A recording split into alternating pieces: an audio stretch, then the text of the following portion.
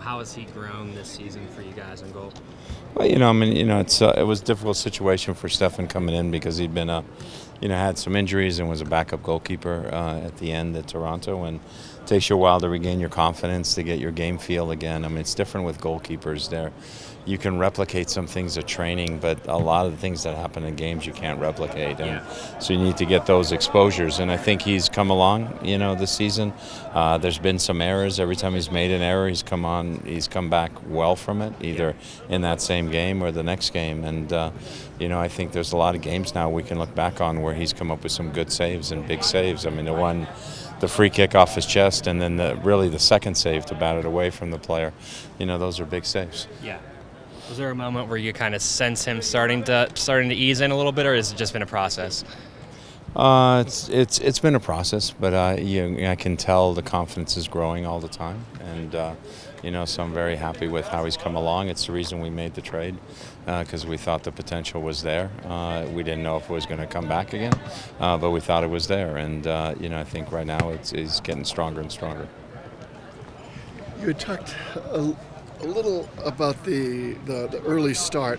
Could you talk a little bit maybe about the relevance of that, but also the other implication of that is that it'll have you all out in the heat of the sunshine and the day. Yeah, I mean, obviously it's the same for both teams. Both teams have to play in the heat, so it's going to be a hot day. For us, though, it's it's 60 hours or whatever since our last game. So you'd like to have at least 72 hours at the very least, but so it's a little more difficult on us. So it just means we got to be smart. We got to make good decisions with the ball. We got to attack at the right moments, and hopefully the heat will take will have its effect equally on both teams. Training in it is not relevant to RSL's conditioning. No, today, we just wanted to make sure that, we got out of the hotel, we stretched our legs a little bit, and we didn't want to do too much, so training in the heat or whatever, if you train in the heat day in and day out, I think it's always easier to go from hot to cold weather or to stay in hot weather. It's more difficult for teams that train in cooler weather, but, we've had some warm days in Seattle too. It's just the last 2 or 3 have been a little cooler.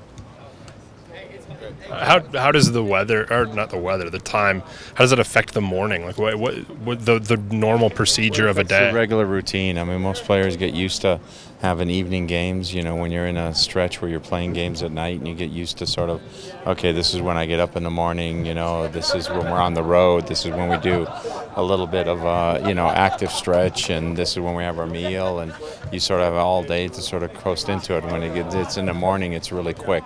And so, when you look at it, our whole trip here, we're going to be on the ground here a little more than 24 hours. So it makes everything a little more rapid and a little faster. But, I guess for TV, we got to play games at certain times. Is that easier or more difficult on the road than it is at home?